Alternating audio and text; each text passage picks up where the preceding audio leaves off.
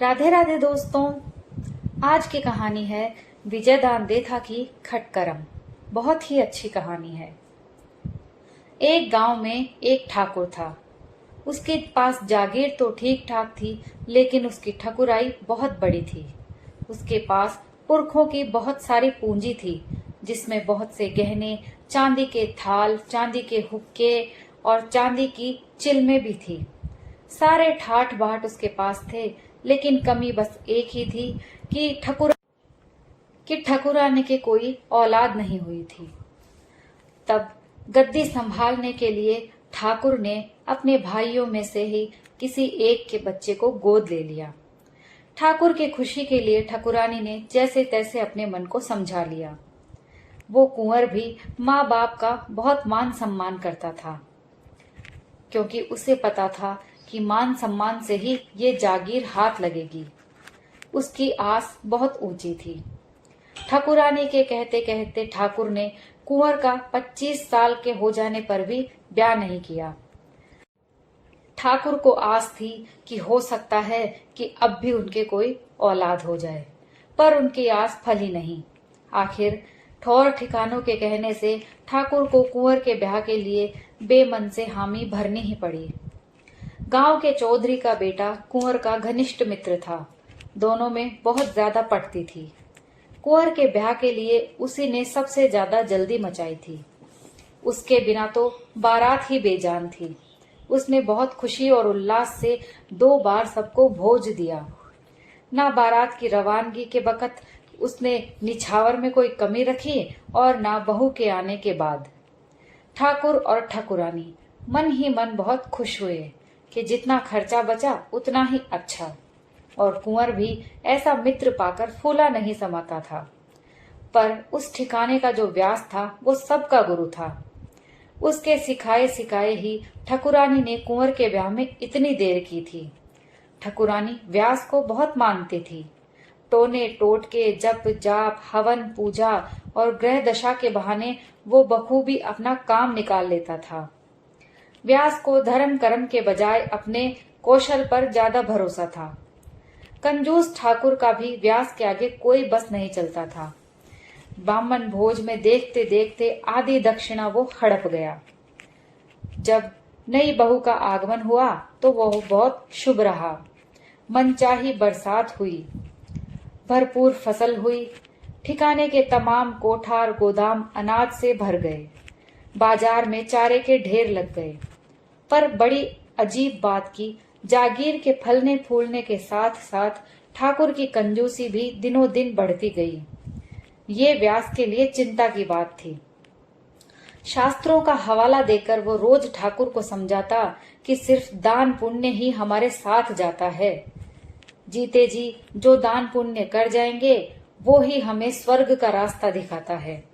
आपात घड़ी में किया हुआ पुण्य ही हमारे काम आता है। पर चिकने घड़े पर बूंद ना ठहरती। ठकुरानी तो जब तब व्यास के झांसे में आ जाती थी, पर ठाकुर से छुपाकर ज्यादा दान धर्म संभव नहीं होता था। 67 बरस की उम्र में भी ठाकुर की चौकस नजर में कोई कमी नहीं थी।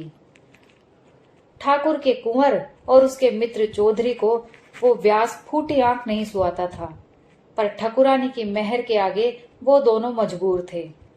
ठकुरानी बहुत भली मानुस थी। उसका ज्यादा वक्त धर्म कर्म और पूजा पाठ में ही बीतता था। अगले जन्म में गोद सूनी ना रहे, इसके लिए चुपके चुपके व्यास का खड्डा भरती रहती थी। ठाकुर हजारों बरस जिए, इसके लिए व्यास रोज बासी मुंह आशीर्वाद देता था, जप जाप करता था। पर जिसकी मौत आनी होती है वो आकर ही रहती है। जप जाप से उसे कोई फर्क नहीं पड़ता। ना मौत पहले चेतावनी देती है और ना ही कोई संकेत। उसे तो आने के लिए कोई बहाना चाहिए। गर्मियों के दिन थे। ठाकुर को खरबूजों का बड़ा शौक था। खरबूजों में जैसे ठाकुर की जान बसती थी। नाम लेते ही मुंह में पानी भर आता था। एक बार खाने लगा तो 7-8 खरबूजे खा गया। दोपहर को जी मितलाने लगा। इधर दासी ने उसे खाना परोसा तो थाल चौकी पर रखा और ठाकुर को उधर उल्टी हो गई। फिर तो उल्टी पर उल्टी होती गई।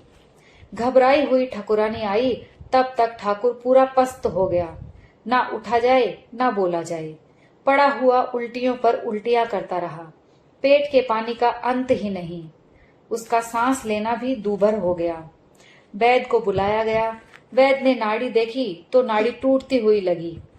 आंखें खोलकर देखी तो पुतलियां फिरी हुई दिखी। ठकुरानी ने व्यास के चरण छूकर कहा, पंडित जी, अब आपका ही आसरा है। एक बार इनके मुंह से कुछ तो बुलवाओ, कुछ तो जुगत करो, जप जाप कुछ तो करो। पंडित दूसरे ही विचारों में खोया हुआ था। वो अचकचाकर बोला, टूटी की बूटी भगवान के पास भी नहीं। मुझे रात को सपना आया कि हुजूर को देवलोक में इससे चौगुनी जागीर मिली है। संकोच से मैंने सबेरे कहा नहीं, अब उस ठिकाने का आसन संभालना ही होगा। चौगुने ठिकाने की बात सुनकर ठकुरानी एक पल के लिए अपने सुहाग को भूल गई और उत्साह से पूछा, चौगुनी जागीर? पंडित ने हाथ जोड़कर कहा, नहीं तो क्या, मैं झूठ बोल रहा हूँ। पति के सौभाग्य की खुशी से छलकते हुए ठकुरानी ने ठाकुर की ओर देखा। ठाकुर ने बड़ी मुश्किल से आधी पलकें उघाड़ी, मानो मनोबोझ आ पड़ा हो। बोलने के लिए कोशिश तो बहुत की, पर गले से एक शब्द भी नहीं निकला। पंडित की ओर देखते हुए बाएं हाथ की अंगुली 4-5 बार हिलाई। चतुर पंडित बिना कहे ही सब समझ गया। उस वक्त मूंजी ठाकुर की आंखों की रंगत बिल्कुल स्पष्ट थी, पर भोली ठकुरानी के कुछ पल्ले नहीं पड़ा, और ना ही पास खड़े कुंवर और चौधरी के, और दूसरे लोग ही ठाकुर के मन की बात समझ सके। अचिती आफत से सबके होश गुम हो गए थे, पर पूजा पाठ के नितनेमी पंडित को आगे पीछे का सब ध्यान था। डबडबाई आंखों से ठकुरानी की ओर देखते हुए बोला, अन्नदाता खुद यहाँ मृत्यु लोक में अब एक पल भी नहीं रुकना चाहते। वो देवलोक की अखंड जागीर चाहते हैं, और इसकी चाह भला किसे नहीं होगी। अन्नदाता अगर मना नहीं करते तो मैं जरूर कोई उपाय करता। अब तो जो दान पुण्य करे वो अपना है। ठाकुर ने एक बार फिर अपनी अंगुली हिलाने की कोशिश की, लेकिन हाथ नीचे गिर गया। मुंह खुला का खुला रह गया, आंखें पथरा गई और ठाकुर की मौत हो गई। पंडित जी ने जी कड़ा करके एक बार फिर निवेदन किया कि पुण्य बोलने से अन्नदाता देवलोक की बड़ी जागीर में इसी तरह राज करेंगे। फिर ठकुरानी आखिर क्यों मना करती। 5 गायें, 50 बीघे का कुआं और पति के पहने हुए गहनों का दान बोल दिया। सोने के कड़े, सांकलियों और गले के डोरे के लिए कुंवर और चौधरी को दुख तो बहुत हुआ, पर मन मसोस कर रह गए। लोक रीत को निभाना बहुत मुश्किल होता है। लोग क्या सोचेंगे कि अपने स्वार्थ के लिए पिता की मुक्ति में रोड़ा अटका दिया। इस घड़ी माँ को टोकने से बड़ा अधर्म और कुछ नहीं होगा। ठकुरानी के मुंह से दान का बोल सुनते ही पंडित बुक्का फाड़कर विलाप करने लगा। फिर दूसरे क्यों पीछे रहते। पूरे गांव में कोहराम मच गया। रोने और छाती माथा कूटने के साथ साथ पंडित दान का महात्म्य भी गाता जाता था कि दिया सो दान, भजा सो राम। गुस्से को पीकर कुंवर और चौधरी को भी दान बोलना ही पड़ा। बाकी लोगों ने भी अपनी अपनी श्रद्धा के अनुसार दान बोल दिया। ठाकुर ने जीते जी जितना निहाल नहीं किया, उसके 1000 गुना ज्यादा एक घड़ी में हथिया लिया। मौत के तो ठाठ ही न्यारे, पंडित के तो वारे न्यारे हो गए थे। पंडित के सुरसुरी छोड़ने से ठकुरानी ने बैकुंठी का हट किया, तो ठाकुर की हैसियत के माफिक ठाठ से बैकुंठी निकली। निछावरों के लिए बस्ती के याचकों और कमीनकारों ने बहुत एहसान माना। हिस्से के अनुसार बांटकर खाए, बिना पंडित को अकेले कौन हड़पने देता। बैकुंठी के कायदे से चंदन की लकड़ियों और घी नारियल से ठाकुर का दाह संस्कार हुआ। तब तक पंडित के आंसू नहीं सूखे। दुनिया को दिखाने के लिए हंसना मुश्किल है, पर रोना आसान है। झूठ मूठ के रोने से बड़ा कोई हुनर नहीं। पंडित की देखा देख कुंवर और चौधरी को भी लोगों की मर्यादा के लिए जबरदस्ती रोना पड़ा। लोग क्या सोचेंगे और क्या कहेंगे, इसका डर ज्यादा था। दोनों मित्र पंडित के करतब देखकर मन ही मन खौल रहे थे। पर उस वक्त उनको चुप रहने में ही भलाई थी। धू धू जलती चिता की लपटों को देखते हुए पंडित सोचने लगा कि समय आने पर ये लपटें भी बुझेंगी, अंगारे भी कुम्हलाएंगे, ठकुरानी के सोग की जलन भी ठंडी होगी। समय से बड़ा कोई वैद्य नहीं और समय से बड़ी कोई दवा नहीं। महीने के घड़े जितना माल मत्ता हथिया सके हथिया लेना चाहिए, फिर तो गढ़ के आंगन को देखने के ही लाले पड़ जाएंगे। कुंवर और चौधरी की अधम और कसैली नजर बाज नहीं आएगी। अब तो पंडित को सिर्फ ठकुरानी का ही आसरा था। भगवान इसे लंबी उम्र दे। छोटे दिल का जजमान भला किस काम का, जजमान तो दातार ही अच्छा होता है। चिता की लपटें घी होमने से धू धू करके जल रही थी। दाह संस्कार में आए सभी लोग मुंह लटकाए हुए बैठे थे। गमछे से घड़ी घड़ी आंखें पोंछते हुए कुंवर चिता में घी नारियल डालता जा रहा था और सोचता जा रहा था कि इतने बरस तो मैं सिर्फ गोद के नाम का ही था, कोई सुख देखा नहीं। दाल रोटी और कपड़ों की कमी तो सगे माँ बाप के यहाँ भी नहीं थी, लेकिन जो जागीर थी बस उसी की आस थी। कंजूस ठाकुर की चिता की लपटें देखकर कुंवर के हृदय में थोड़ी शीतलता आ गई। अब आएगा जीने का मजा। ठाकुर ने सारी उम्र कंजूसी की पर एक कौड़ी भी साथ नहीं चली, फिर वो मौज उड़ाने में पीछे क्यों रहे। माँ के मन माफिक चले बिना मनचाही नहीं होगी, पर दुष्ट पंडित दान दक्षिणा के बहाने काफी कुछ हड़प जाएगा, इससे कैसे बचे। वो टोका टोकी करे तो लोग निंदा करेंगे। तो उसने अपने मित्र चौधरी से सलाह मशविरा करने का सोचा। कामदार और बाकी अमले को भी ठाकुर के मरने का दुख कम नहीं था। गमछे से बार बार आंसू पोंछने से आंखों के आसपास की चमड़ी लाल हो गई थी। आंसू पोंछते जाते और सोचते जाते कि देखें नए ठाकुर का पोत कैसा घर उगड़ता है। खास दातार तो दिखते नहीं। चौधरी की संगत से जगह जगह अड़चने आएंगी। इसका साथ छुड़ाए बिना किसी की दाल नहीं गलेगी। चिता हवा के जोर से अपने आप ही धू धू करके जल रही थी। दाह संस्कार निपटाकर सब वापस रवाना हुए। कुंवर और चौधरी जानबूझकर काफी पीछे रह गए। चारों ओर देखभाल कर कुंवर ने धीरे से कहा, इस ब्राह्मण के बच्चे का कुछ इलाज करना होगा, नहीं तो काफी पूंजी डकार जाएगा। धर्म कर्म की अमर बेल का ताता अब तोड़ना ही होगा। चौधरी ने कहा, इतनी देर से मैं भी इसी उधेड़ बुन में था। ठाकुर तो बेचारा काफी धन जोड़कर अपने रास्ते लगा, लेकिन भोली ठकुरानी के आगे बस नहीं चलता। बैकुंठी का गहना और निछरावल पानी में गई। ससुरे ब्राह्मण ने जबरदस्त लूट मचाई है। हम तो पूरे बरस माटी से कुश्ती लड़ते हैं, तब कहीं जैसे तैसे पेट भरता है, पर करें भी तो क्या। जल्दी का काम शैतान का। आप तसल्ली रखें कुंवर, मैं कोई ना कोई रास्ता निकालूंगा। धर्म कर्म की जड़ बहुत गहरी होती है, थोड़ा मुश्किल से खुदेगी। कुंवर गहरा श्वास छोड़कर बोला, अब तेरा ही आसरा है मित्र। चौधरी मुस्कुराया। उसने कहा, धीरज का फल मीठा होता है। मरे हुए ढोर ढंगर में सबका हिस्सा होता है। जिसका जितना बस चलता है वो उतना ही पा सकता है। ब्राह्मण ब्राह्मण के हिसाब से लेगा और हम अपना उपाय करेंगे, पर आप सपने में भी माजी को टोकना मत। कुंवर ने ये बात गांठ बांध ली।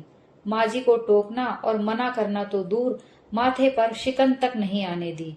जो कहती तुरंत मान जाता। पंडित की तो 5 अंगुलियां घी में थी। काइयापन में पंडित का दूर दूर तक कोई सानी नहीं था। गंवार चौधरी की मोटी बुद्धि उसका मुकाबला कैसे करती भला। गढ़ के चबूतरे पर औंधी जाज में बिछी सोग में बैठने के लिए लोगों की भीड़ लग गई, पर दूसरे दिन घड़ी दिन चढ़ते पर भी पंडित की छाया तक नहीं दिखी, तो माजी को दुख के साथ साथ आश्चर्य भी कम नहीं हुआ।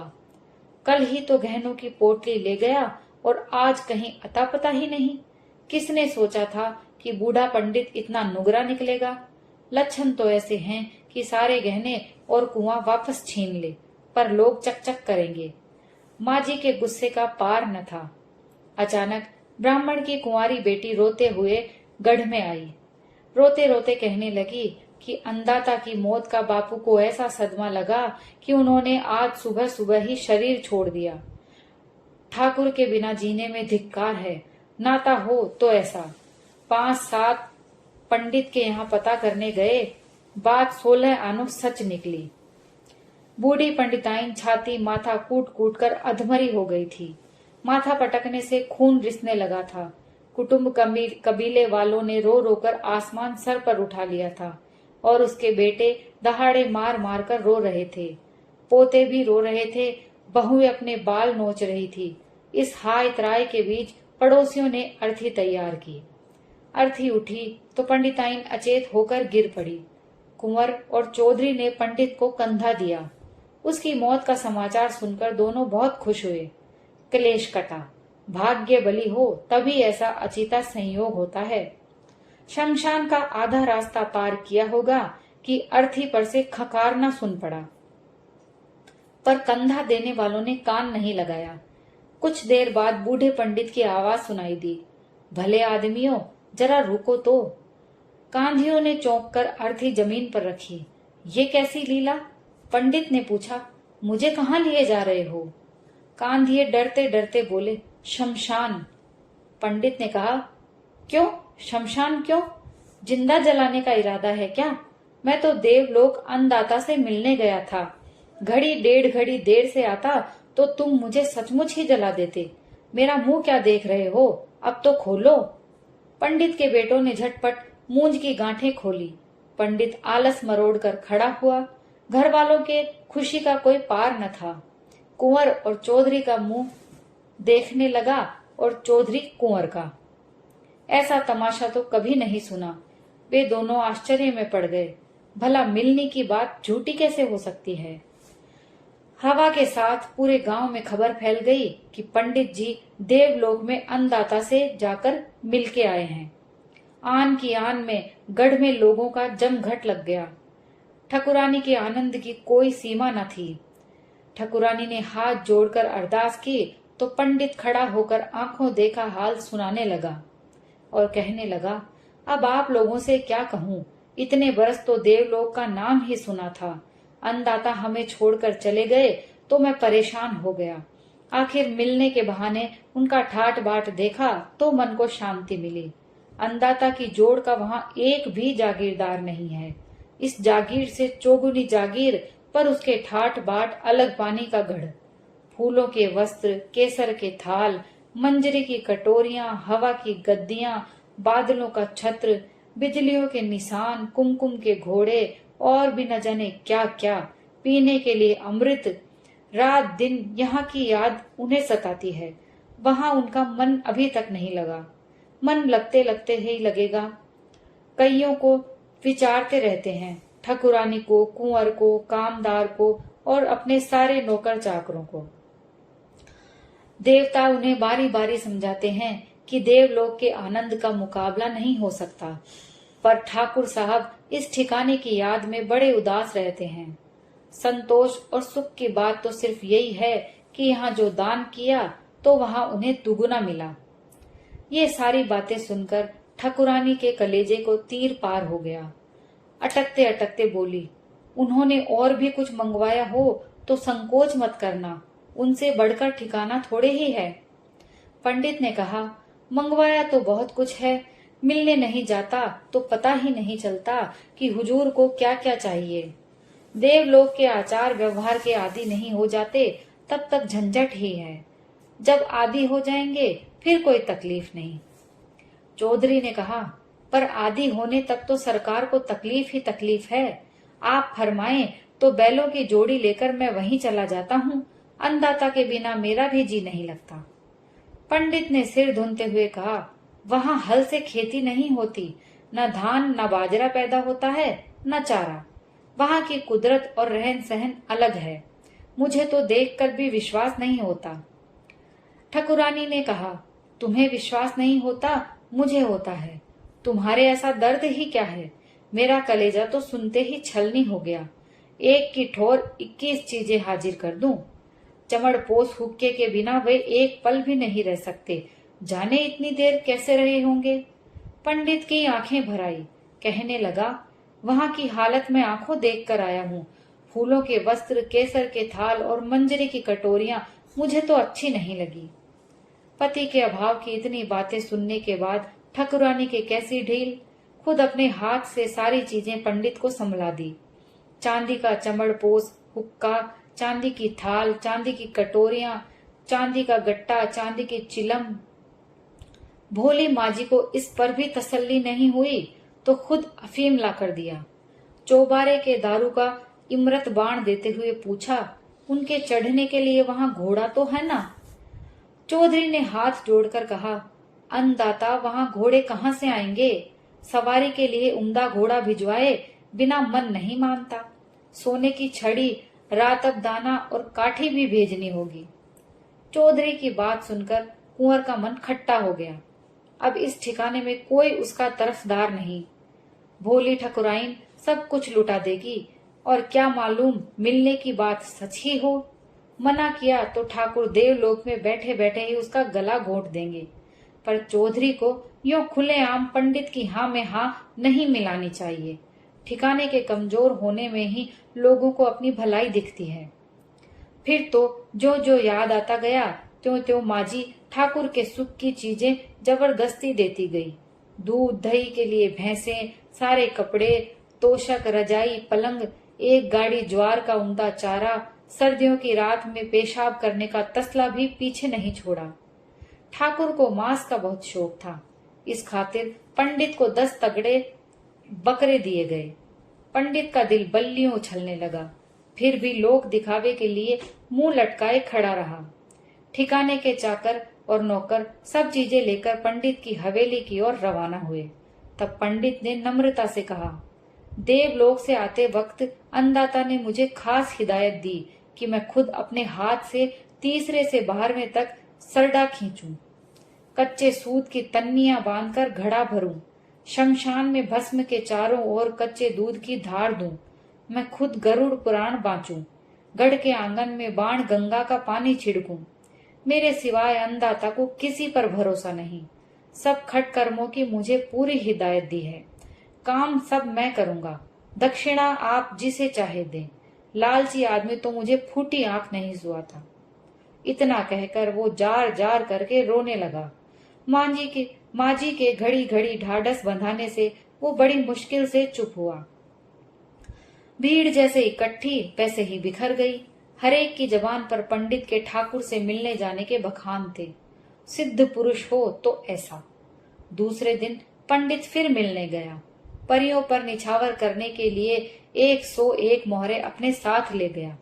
अपनी मेड़ी में चौधरी को बुलाकर कुंवर बुझी हुई आवाज में कहने लगा, भाई, जब तू भी पंडित के सुर में सुर मिलाने लगा तो मैं किसकी आस करूं?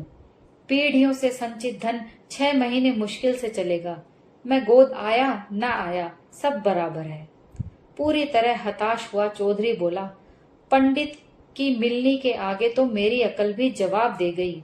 ये तो मुझे भी सच लगता है, पर सच हो या झूठ, जब माजी खुद पंडित से 2 कदम आगे चलती हैं तो हम कर ही क्या सकते हैं।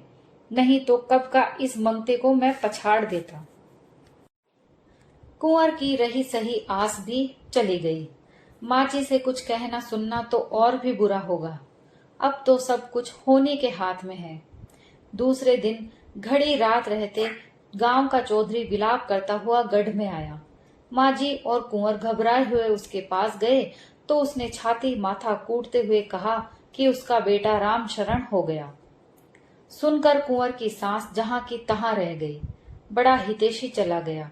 अब इस ठिकाने में उसका कोई हिमायती नहीं रहा। पंडित उसकी देह के कपड़े भी नहीं छोड़ेगा। गांव चौधरी के साथ कुंवर भी रोने लगा। नौकर को संग लेकर सीधे मित्र के घर गया। माँ और बहू बेतरह रो रही थी। कुंवर को लगा जैसे उसका कलेजा फट जाएगा। घर वाले रोते रहे और कांधिए अर्थी उठाकर शमशान की ओर चले। कुंवर ने इस कांध को तो सपने में भी नहीं सोचा था। ठेठ शमशान तक फूट फूट कर रोता रहा। बूढ़ा पंडित पहले ही शमशान पहुंच गया था। दुनिया के दिखावे के लिए घड़ी घड़ी आंखें पोंछता। उसके आदेश से फटाफट चिता सजी।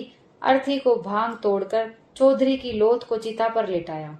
माटी सरीखी माटी, लक्कड़ सरीखा लक्कड़। पंडित का खटका दूर हो गया, अभी जलकर भस्म हो जाएगा। पूरे ठिकाने में सिर्फ यही कांटे की तरह खटकता था। जैसे लक्षण थे वैसे ही इसकी मौत हुई है, अकाल मौत। कुछ देर बाद पंडित के आग देने का कहते ही चिता में से सुन पड़ा, क्या जिंदा जलाने का इरादा है? मैं भी आपकी तरह देवलोक मिलने गया था। अन्नदाता के दर्शन करके अभी अभी वापस आया हूँ। अब ये लक्कड़ जल्दी हटाओ, मेरा दम घुट रहा है। इतना सुनने के बाद गांव चौधरी और कुंवर के कैसी ढील। फटाफट लक्कड़ दूर फेंके। कुंवर का मित्र आलस मरोड़कर खड़ा हुआ। पंडित के देवता कूच कर गए। उसके चेहरे पर हवाइयां उड़ने लगी। पर चौधरी की नम्रता का क्या कहना। पंडित के चरणों में सर नवाकर कहने लगा, आपकी हर बात सच निकली। देवलोक का नजारा देखकर तो मेरा सर घूम गया। मैं तो आना ही नहीं चाहता था, पर अन्नदाता के कहने पर आना पड़ा।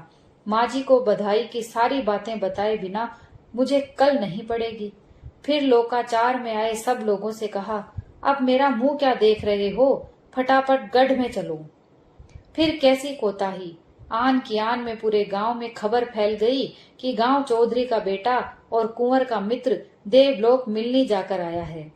गढ़ में पहले से दुगुने लोग इकट्ठे हुए। माँ जी की तो खुशी की कोई सीमा ही ना थी और न चौधरी की सज्जनता का पार। पंडित के चरणों में 7 बार सर नवाकर कहने लगा, अब अन्नदाता के ठाट बाट का क्या कहना। वास्तव में पंडित जी को दिया दान वहां दूना फला। अगल बगल 2-2 चमड़पोस हुक्के, रात दिन गुड़गुड़ की मीठी गूंज, देवता तक तरसते हैं। कहाँ वैसे चांदी के थाल, कहाँ वैसा अफीम। 8 पहर गलनियां टप टप झरती रहती हैं। देवलोक के वासी हथेलियां भर भर कर अफीम छुड़कते हैं। 2 भैंसे हैं, अन्नदाता सबको दूध पिलाते हैं। चौबारे के दारू की मनुहार पर मनुहार होती है। माँ जी का हृदय खुशी से छलकने लगा, पर कुंवर का मन बुझ गया। जब ऐसा गाढ़ा मित्र भी पंडित के साथ मिलकर ठगाई करने लगा तो पीछे क्या रहा, किस पर भरोसा करे। अब तो सूरज का भी पतियारा नहीं कि वो सवेरे वक्त से उगेगा कि नहीं। पंडित सोचने लगा कि चौधरी नियत बिगाड़कर उसकी लूट में हिस्सा बटाना चाहता है, तो बटाने दो। बात छुपी रही तो सब भला ही होगा। चौधरी आगे कहने लगा, अभी देवलोक का नजारा बहुत बाकी है। असली मर्म की बात तो अब बताऊंगा। तब तक चाकरों से मेरी अर्ज है कि वे भी भट्टी चिताकर 2 सलाखें गरम करें। माँ जी के आदेश से 3-4 चाकर भट्टी चिताने में लग गए। चौधरी फिर देवलोक के हाल चाल बताने लगा। बाकी सब तो ठीक है, पर एक गड़बड़ हो गई।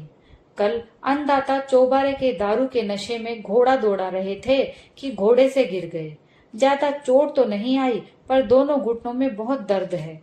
ना उठा जाता है ना बैठा जाता है, हर घड़ी करहाते रहते हैं।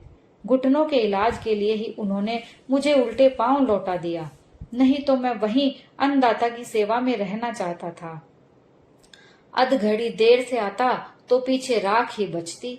पंडित जी से भी अन्नदाता ने ज्यादा जल्दी मचाई, इससे मेरे प्राण बच गए। अन्नदाता ने फरमाया कि पंडित जी के घुटनों को लाल सुरख सलाखों से दागते ही उनका दर्द बिल्कुल गायब हो जाएगा। फिर चौधरी माजी की ओर मुड़ा, अब जैसा आपका हुक्म हो। माजी ने कहा, मेरा हुक्म क्या, उनके हुक्म से भी बड़ा हो गया। बातें बनाना बंद करो और फटाफट पंडित के डाम लगाओ। पंडित जी के डाम लगाए बिना उनका करहाना बंद नहीं होगा। पंडित तो थर थर कांपते हुए बोला, गरीब परवर, मेरे डाम लगाने से अन्नदाता का दर्द कैसे दूर होगा। अब के कुंवर ने कहा, जैसे आपको दिए दान का अन्नदाता को दूना फल मिला, उसी तरह ये डाम भी हाथों हाथ असर दिखाएगा। अब एक पल की भी देर माजी के लिए भारी हो रही थी। भट्टी दहकाते चाकरों से आवाज देकर पूछा, सलाखें लाल हो गई कि नहीं? हो गई अन्नदाता, अभी लाए। अगले ही पल टाट में लिपटी सलाखों के लाल सुरख सिरे पंडित की आंखों के आगे दमकने लगे।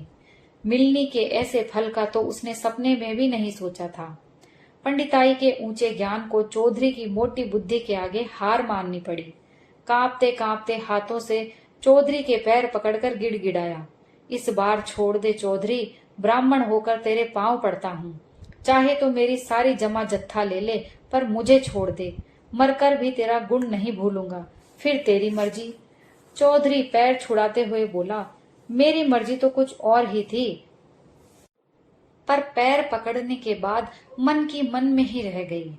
धन्य है पंडित जी आपकी चालें।